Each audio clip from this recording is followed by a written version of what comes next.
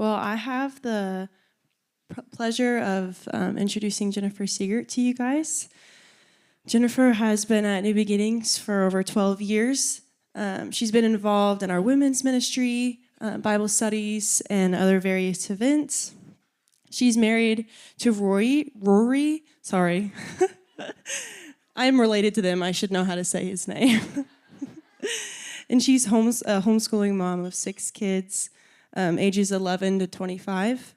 She loves studying the Word, reading fiction, and researching all things health and wellness. She loves spending time with her family and friends and enjoys serving in our middle school and high school youth groups.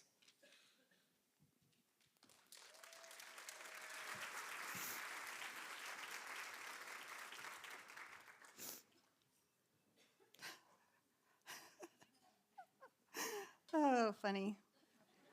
Just a little side note, the other day when we were decorating, Leslie had this little wise man, and he said he looks like he's rolling his eyes.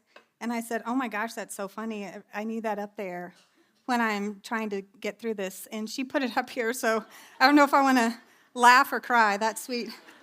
Just get that out of the way.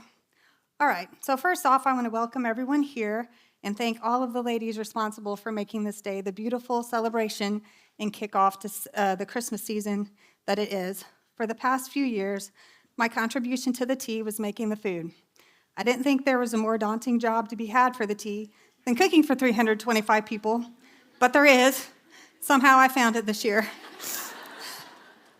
If you told me on this day last year that I'd be the guest speaker this year because of what I'd gone through, I would not have believed it. But life is surprising and unpredictable. So here's the story of what led me to having the honor and privilege of sharing here today. Here we go. On December 30th, 2024, I went to the ER with what I thought was pneumonia.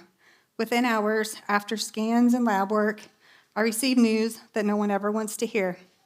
I did have pneumonia, but I also had stage 4 breast cancer, which had spread to my lungs, liver, and possibly my spleen and bones. I had low sodium levels, fluid on my lungs, which was making it very difficult to breathe. I was placed on 4 liters of oxygen and was admitted to the hospital, where I stayed for 10 days. I endured countless procedures, scans, blood draws. The news each day got worse and worse. Even though I was still very ill, I was discharged and sent home without proper follow-up and testing. I was home for 6 days, where I became weaker, more short of breath, my sodium levels plummeted to critical levels, and I was unable to state my name or any other pertinent information about myself. I was so dehydrated that they couldn't even get 1 drop of blood when they stuck me. I was readmitted and endured even more testing and procedures. I began chemotherapy in the hospital, which tanked my immune system and caused the pneumonia to flare with a vengeance. On Saturday, January 25th, I came within minutes of dying.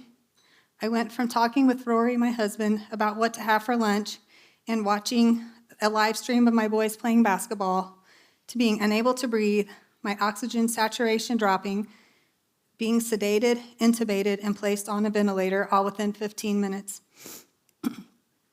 I was on the vent for 3 days and was able to be successfully extubated. Thankfully, I had not gone without oxygen and had no brain damage. And this is where my family says, at least no more than I had before. Even though I was off the vent, I was still extremely ill. I had a feeding tube, had to relearn how to swallow and drink from a straw. While in the hospital, I was over-medicated with pain and anxiety medications. They were just trying to keep me comfortable because they thought I was dying. My husband intervened and started refusing the medication for me until I had enough wherewithal to refuse on my own. Most of the doctors and nurses thought that I would not leave the hospital alive. Some of them recommended respite care, which is 1 step away from hospice, while others thought I should at least go to a rehab facility or a nursing home to recuperate. Thankfully, my family was up for a challenge. On February 14th, they brought me home. I was discharged, and I went to stay at my parents' house. We were renovating our house, and there was just too much dust for my fragile lungs. My husband also had to return to work, and I needed 24-hour care. Those 41 days in the hospital, plus the 6 in between, were some of the darkest days of my life. Hospital has the word pit in it for a reason. I truly felt like I had fallen into a deep, dark pit and was unsure if I'd ever get out. While in the hospital, I lost over 30 pounds. I lost my hair. I missed 3 of my boys' birthdays. I missed my daughter Rebecca's first bridal shower. I got bed sores, could barely walk more than 10 feet without help, and was on 4 liters of oxygen. I had to dig deeper than I ever thought possible just to survive. I contemplated giving up on more than one occasion. I didn't want to be a burden to my family, and I did not know if I'd ever be able to live a normal life again. But despite the despair and sorrow, I had a peace that was unsurpassing.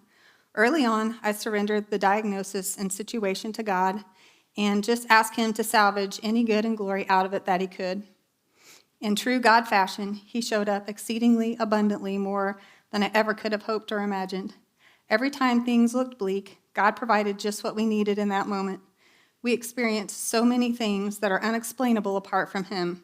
Our friends, family, and church family showed up in ways that are still so humbling and mind-boggling even to this day. I'm so grateful that God used the doctors, treatments, and medicines for my healing, but ultimately it's the hand of God that saved my life. I've heard it said many times that my being alive today is a miracle. If that's so, then I'll take it. I'm forever grateful that God saw fit to keep me here, and I know he'll use my testimony to encourage, strengthen, and inspire others. Not only am I alive, but I'm healthy and thriving. My scans and blood work are all in the normal range. I've gained back at least 30 pounds, and I'm planning to blow past my pre-sickness weight. I've learned that a little surplus ain't a bad thing.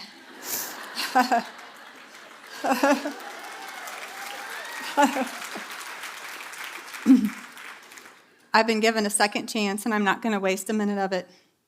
So when Megan and Vicky asked me to be the speaker for the ladies' tea, I was still in my post-drug-induced haze, and I said, yes, of course.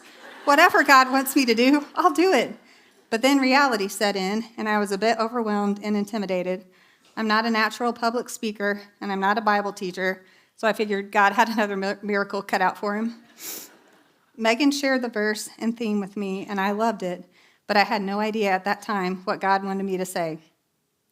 The theme verse is 2 Corinthians 4, verse 7. But we have this treasure in jars of clay to show that the all-surpassing power is from God and not from us. The NIV translation was just not allowing me to see the connection. She wanted me to correlate that verse with how Mary carried Jesus or carried the king in her earthen vessel or jar of clay, and how we do the same, especially in suffering. I was like, okay, sounds great, I got this. But when I left our meeting and started thinking about it, I really had nothing. I didn't see how I'd carried the king to anyone. I was so sick and weak that I didn't think I'd been Jesus to anyone.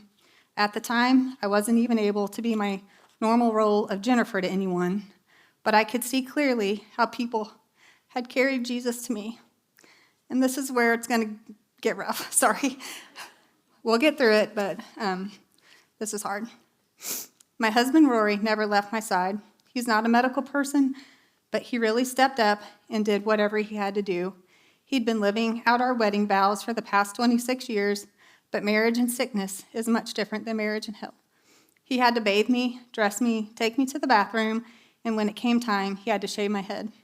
His face was the last I saw before I was sedated and placed on the ventilator, and the first that I saw when I was being weaned off sedation and the vent removed. I have the advantage of those memories being hazy because of the drugs I was on, but I know that they're crystal clear for him. One of the procedures I had was to have a semi-permanent drain placed in the lining of my right lung to manage the fluid. I had this placed in early January, and it was removed in early August. Rory learned how to drain it and did it almost every day for those 7 months. He got so good at it that he actually taught some of the nurses how to do it. If they'd never done it before, I'm not kidding. As sad as that is, I'm not kidding. But he's pretty amazing.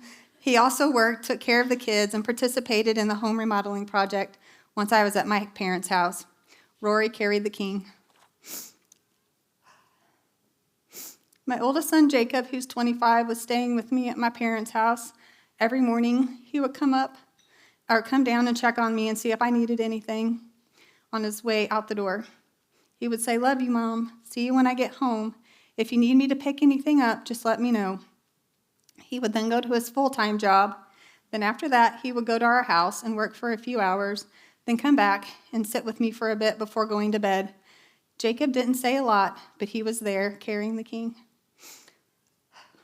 My daughter, Rebecca, who's right here, who's 23, was finishing up her last semester of college, working nearly full-time, and planning her wedding to her wonderful husband, Joel. She kept me in the loop and made me feel a part of every detail, despite wondering what role I'd be able to play on that special day, or even if I'd be there at all. She kept the house going by doing the dishes, laundry, grocery shopping, and cooking. She also was not a medical person, but learned to drain my lung and was the backup for Rory when he needed to be with our boys for their travel basketball tournaments. Rebecca carried the king. My son Caleb, who's 19, worked his full-time job, did his schoolwork, worked for hours upon hours in our home, was the lead vocalist in his band, and would still find time to come and sit with me, not saying much, but showing his love and care. Caleb carried the king. My 16-year-old son, Joshua, kept up with some of his schoolwork, was a leader on his basketball. Hey, I'm not going to lie. He dealt with a leg injury which benched him for 2 tournaments, helped with the house, and kept us laughing with his sense of humor. This is his description of the meal train. He says, a random lady shows up to our door, says, "Hi, I'm your mom's friend from 150 years ago. Here's a casserole." He's really hilarious. He also would bring his friends over to play pool in my parents' basement and visit with me. Joshua carried the king.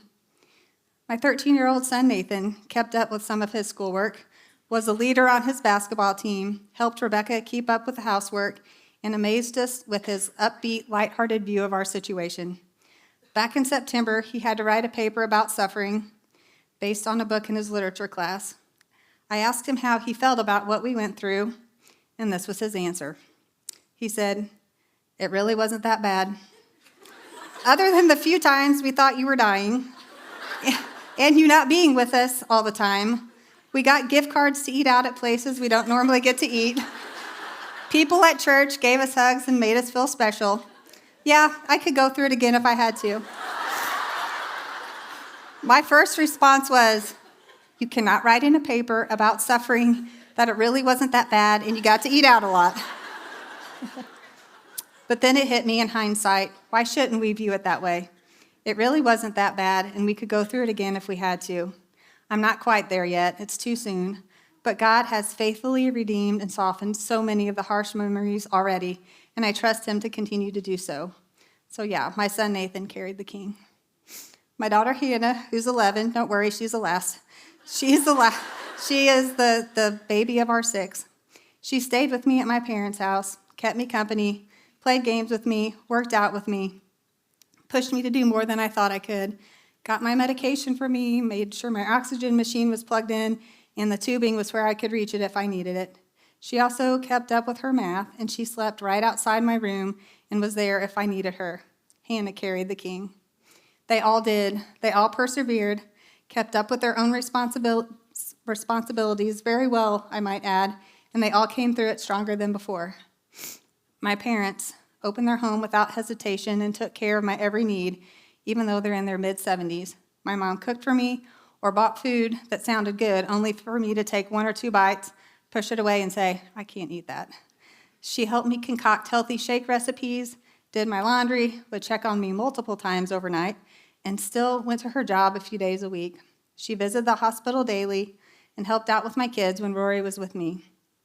My dad would sit with me and play worship music, and he even gave up his favorite chair and TV remote so me and Hannah didn't have to sit downstairs in a room by ourselves. My parents carried the king. My brother and sister-in-law, Ryan and Shanna, visited the hospital regularly, brought food, and helped with my kids. Shanna even kept and took care of 2 of my kids who had a stomach bug, on top of some of her 8 kids who had it, while she was sick herself and my brother was out of town. So let's give her a round of applause. My brother sat with me for several hours while I was on the vent and played worship music. Strangely enough, music is one of the memories that I have from being on the vent, and yes, for some reason I have memories from it, but music is one of them. Ryan and Shanna carried the king. Pastor Doug and Jennifer Horner came to the hospital on December 30th. They were some of the first people who we shared the news with, and they did not hesitate to show up, to encourage, pray for, and just be there for us. They did this multiple times while I was in the hospital and out. Our friends, family, and church family were there for us from the beginning, but they flat out rallied the day I was placed on the vent. I hear that there were 40 to 50 people in the waiting room, praying, ministering to, serving, and supporting my family. I wish someone had taken a picture for me to see, but my husband, kids, family, and the hospital staff saw it, and that's what counts. The receptionist at the hospital said she'd never seen anything like it at Gateway, but there were several traveling nurses and doctors who said not only had they never seen anything like it at Gateway, they'd never seen it anywhere in any hospital they'd worked at. My people carried the king. They carried Jesus into that hospital that day, and even on the day I left, almost a month later, the staff was still talking about it. My dear friends not only visited regularly, but along with our church family, set up a gift card tree, organized a way to provide donations, and a fundraiser that absolutely blessed our socks off.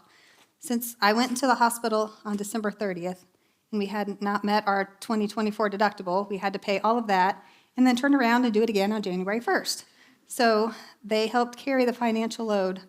Two of my friends, a husband and wife team, are in the physical therapy field. When they saw how weak and debilitated I was, they came every day out of the kindness of their hearts and gave me therapy for several weeks. I would definitely not be here if they hadn't done that. Other friends visited, sent flowers, brought delicious food for my family, cute PJs, comfy socks, blankets, and hats for me to cover up my bald head.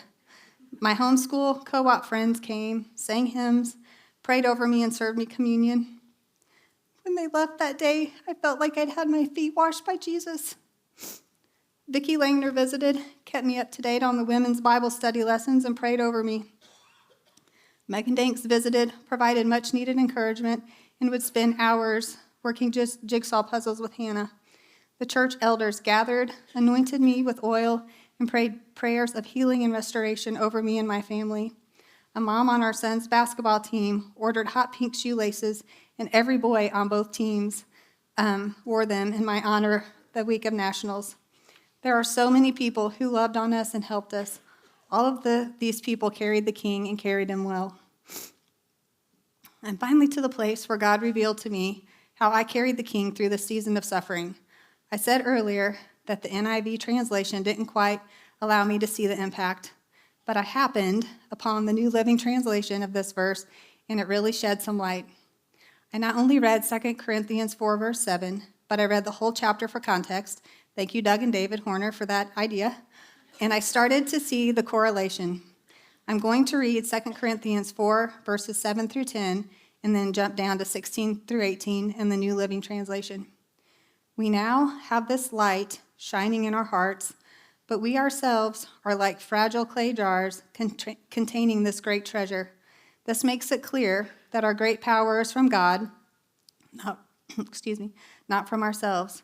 We are pressed on every side by troubles, but we are not crushed. We are perplexed, but not driven to despair. We are hunted down, but never abandoned by God. We get knocked down, but we are not destroyed. Through suffering, our bodies continue to share in the death of Jesus, so that the life of Jesus may also be in our bodies. Jumping down to verses 16 to 18. That is why we never give up. Though our bodies are dying, our spirits are being renewed every day. For our present troubles are small and won't last very long, yet they produce for us a glory that vastly outweighs them and will last forever.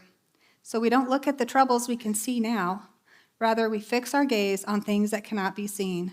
For the things we see now will soon be gone, but the things we cannot see will last forever. This treasure in fragile jars of clay and through suffering those phrases hit me and also led me to Isaiah 64, verse 8, about God being the potter and us the clay. God really brought it all together for me, the relationship between Mary carrying Jesus in her earthen vessel and how I and we can carry him in ours, especially during suffering. Stay with me here while I land the plane. Matthew 1:23 says, "The virgin will conceive and give birth to a son, and they will call him Emmanuel, which means God with us. Mary carried the actual physical body of Jesus in her fragile jar of clay.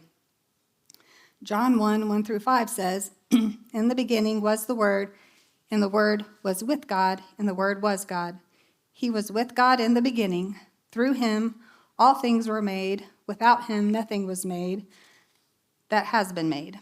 In him was life, and that life was the light of all mankind.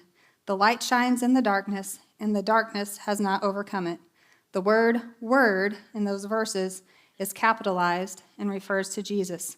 The word light also refers to Jesus. So when I went back and read 2 Corinthians 4, verse 6, it all made sense. It says, "For God who said, 'Let there be light in the darkness,' has made this light shine in our hearts so we could know the glory of God that is seen in the face of Jesus Christ." And moving on into verse 7, today's theme verse, we now have this light shining in our hearts, but we ourselves are like fragile clay jars containing this great treasure. This makes it clear that our great power is from God, not from ourselves. This great treasure, this light that we carry, is Jesus, of course, but he is the Word. We carry Jesus, his Word, in our hearts, our fragile jars of clay, just like Mary carried Jesus, only she carried his physical body. We can't carry the physical body of Jesus, but we have the Holy Spirit and his Word to carry around with us. Psalm 119 says, or 119:11 says, "I have hidden your word in my heart that I might not sin against you." When I was in the hospital, and for the first several weeks I was at my parents' house, I couldn't stand any stimulation. My body was overwhelmed and trying to heal and process everything. I couldn't look at my phone or the TV, and I couldn't read books. My eyes just wouldn't focus, and I felt sick to my stomach. But do you know what I could do? I could think about, meditate on, ponder, and cling to the Word of God that I had hidden in my heart. His promises, his comfort, his peace, and his love, and his hope. I wish I'd had more hidden there, but what I did have carried me through. This is how I carried the King during this season of intense suffering. So just like Mary carried Jesus to the world, we can too, even during trials and troubles, especially during trials and troubles. Now that I'm better, I've been soaking up the Word. I'm in it every day, especially for all the preparation for this talk. I want to encourage you to be in the Word and see how it will transform your life like it has mine. I'm going to share a few of the verses that I found so helpful during this time, but my whole list will be available through a QR code that we'll post at the end of the morning. I did not have all of these verses memorized, but I've come across them through my study. The first one is 1 Peter 5:10. "And after you have suffered for a little while, the God of all grace, who has called you to his eternal glory in Christ, will himself restore, confirm, strengthen, and establish you." The Lord, in his great provisional care, gave me this verse a few months before my ordeal. I just thought, oh, what a neat verse about suffering and healing. I probably won't ever need this, but I'm going to screenshot it and save it in case I needed to share it with somebody. Well, I clung to that verse like the life draft it was from the moment I received that diagnosis. I took it as a promise from God's mouth to my heart, and I spoke it out loud over myself, which brings me to my next verse. Proverbs 18:21. "Death and life are in the power of the tongue, and those who love it will eat its fruit." I'd heard from a fellow cancer survivor and Christian life coach that I follow who said, "I can tell within a few minutes of talking with someone who has cancer if they'll live or die. It all depends on what they talk about the most, cancer, negativity, and death, or, healing, positivity, and life." He then went on to share this verse. I've tried really hard to focus on the positive and speak life and healing over myself. Psalm 23:4. "Even though I walk through the valley of the shadow of death, I will fear no evil, for you are with me. Your rod and your staff, they comfort me." I heard a sermon once that focused heavily on the word shadow in that verse. Shadow of death and death are two very different things. I was in the shadow of death, not death itself. Now, honestly, I was as close to death as you can be and still be in the shadow, but I was not dead. The verse also says, "Walk through the valley of the shadow of death." I looked ahead to a time when I was past the valley, the suffering. I didn't intend to stay there. I was just passing through. Proverbs 31:25. She is clothed in strength and dignity. She can laugh at the days to come. I did not feel very strong at 100 pounds. I had no muscle tone, and I needed help to walk. I did not feel very dignified. I was a bald, 51-year-old woman wearing adult diapers, skin sagging off my bones, and sleeping in a lift chair. Not much dignity to be had there. But his word says that I am clothed in strength and dignity, so I spoke it out. It also says that I can laugh at days to come. Most days were not that funny, honestly. I didn't feel like laughing, and I was afraid of what my future held. But again, his word says it, so I proclaimed it. It has to be true. Philippians 4:13. I can do all things through him who gives me strength. When I was doing my therapy, just up trying to walk farther each day, or basically doing anything that required any amount of strength, physically, mentally, or emotionally, I would quote this. I would literally say to him, "You are my strength, Jesus. You have to be. You are the only way I'm going to get through this." He was faithful, and I did get through it. Isaiah 26:3. You keep him in perfect peace whose mind is stayed on you, because he trusts in you. I had to keep my mind set on him. Everything around me was crumbling and desperate. I needed his peace, and he supplied it. It's surreal to be in the biggest storm of your life, but feel safe and secure despite the circumstances. Psalm 118:17. I will not die, but live, and will proclaim what the Lord has done. When I first came across this verse, I felt like it jumped off the page at me. I just knew that God had spared me for a reason, and he would restore me, and that I would have to proclaim what he had done for me. Within a week of coming across this verse, both Vicki and Megan visited. In my excitement, I shared this verse with them, and I said, I'll tell my story and give him the glory wherever and whenever he asks me to. Well, obviously, they did not forget that, and they did not let me forget that. So here I am, up here alive, not dead, and proclaiming what the Lord has done. And the last one, Isaiah 64:8. Yet you, Lord, are our Father. We are the clay. You are the potter. We are all the work of your hand. While preparing for this talk, I came across a quote from Lisa Turker's book, It's Not Supposed to Be This Way. She's sharing the time when she was diagnosed with breast cancer. Interestingly, it's about a potter and clay. Here it is. Wise potters not only know how to perform, Wise potters not only know how to form beautiful things from clay, but they also know how important it is to add some of the dust from previously broken pieces of pottery to the new clay. This type of dust is called grog. To get this grog, the broken pieces must be shattered to dust just right. If the dust is shattered too finely, then it won't add any structure to the new clay. If it's not shattered enough, the grog will be too coarse and make the potter's hands bleed. But when shattered just right, the grog dust added to the new clay will enable the potter to form the clay into a larger and stronger vessel than ever before, and it can go through fires much hotter as well. Plus, when glazed, these pieces end up having a much more beautiful artistic look to them than they would have otherwise. That'll preach right there. She goes on to say, God is making something beautiful out of my life, I know that. So why question what he sees as the necessary ingredients to make my life stronger and more beautiful than ever? Sure, my diagnosis added some more brokenness, but even this could be used for my good.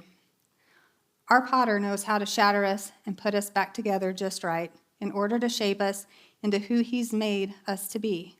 We have a purpose, a calling, and an identity rooted in him, and only he can see how it all works together. You can trust him. There's a sacred holiness in suffering. Jesus comes alongside us and allows us to join him in an experience that he knows ultimately will be for our good, but he also knows it's hard and painful and gut-wrenching, but it's not meaningless. This quote from Pastor John Piper explains it well. Not only is all your affliction momentary, not only is all your affliction light in comparison to eternity and the glory there, but all of it is totally meaningful. Every millisecond of your pain from the fallen nature and fallen man, every millisecond of your misery in the path of obedience is producing a peculiar glory you will get because of that. I don't care if it's cancer or criticism. I don't care if it was slander or sickness. It wasn't meaningless. It's doing something. It's not meaningless. Of course you can't see what it's doing. Don't look at what is seen. Don't say it's meaningless.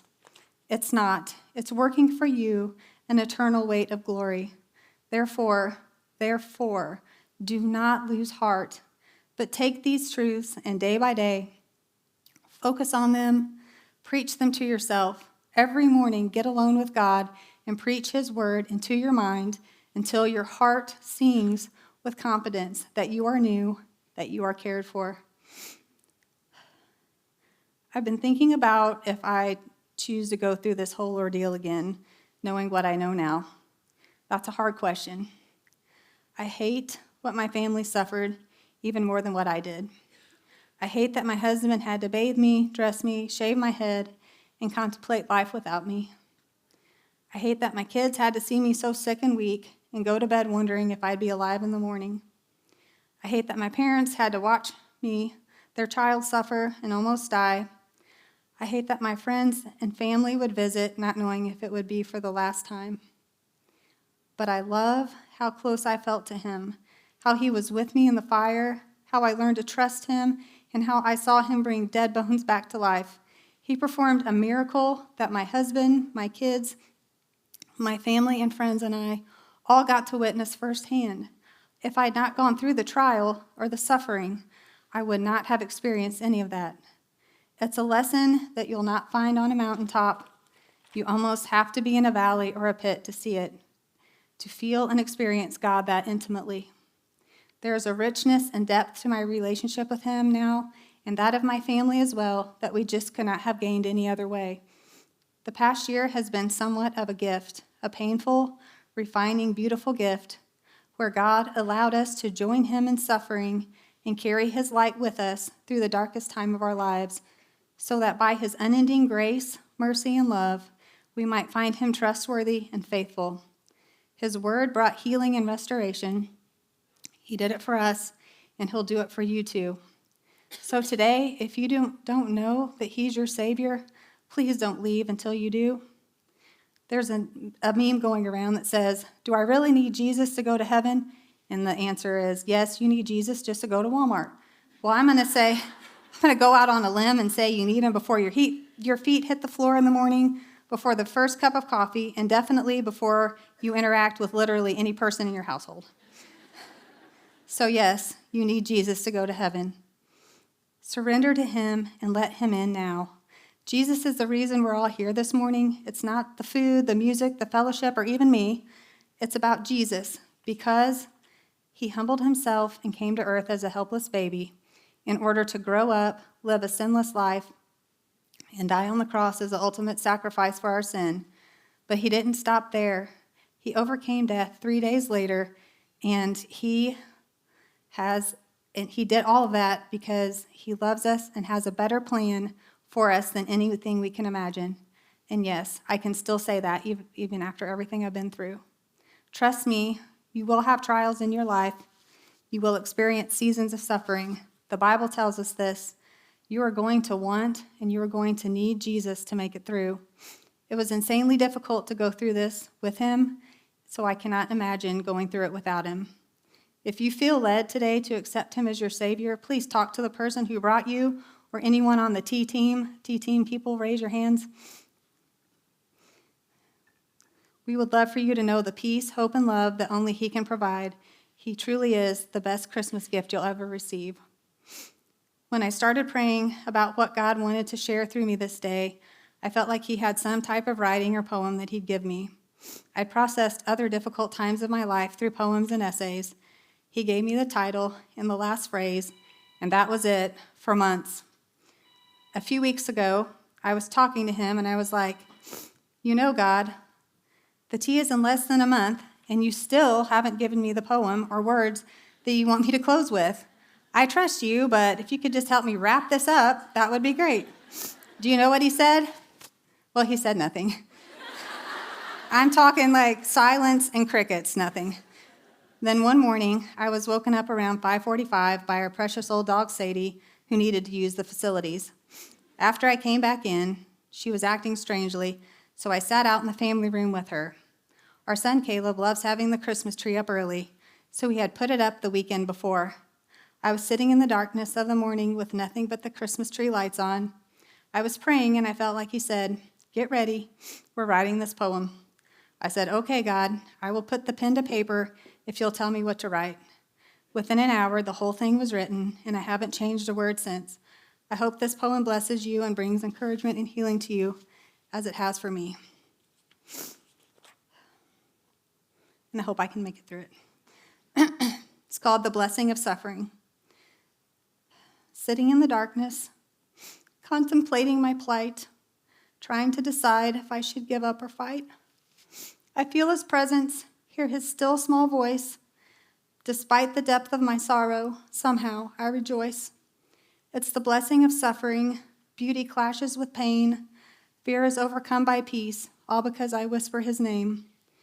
Both the days and news seem endless and dire, but I'm constantly reminded that I'm not alone in this fire. I sense the heat, bear witness to the flame, and once again he says, "There's power in my name." It's the blessing of suffering, learning to trust in him alone, knowing I'll be safe whether I stay here or go home. On my family's faces, I see resignation and hope. Sometimes it's more than I can bear. How will we cope? Our friends and church family gather around us in prayer, showing how much they love us, showing how much they care.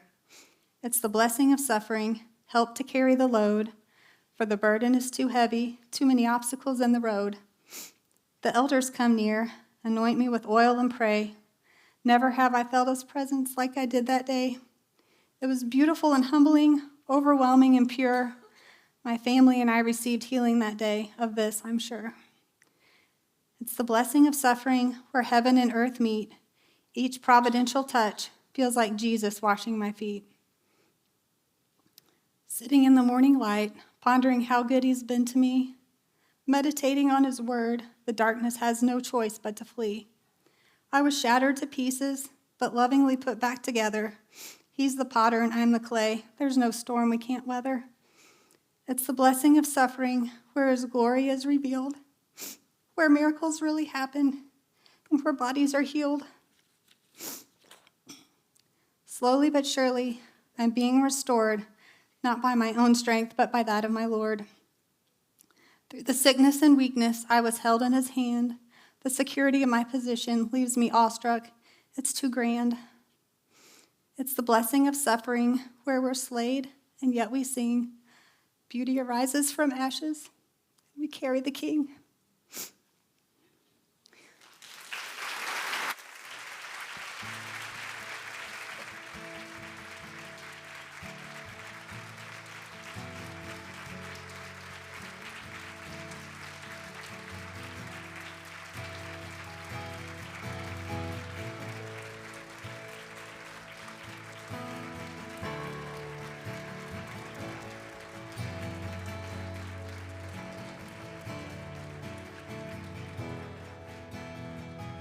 I love you, Lord. Oh, your mercy never fails me. All my days, I've been held in your hands. From the moment that I wake up until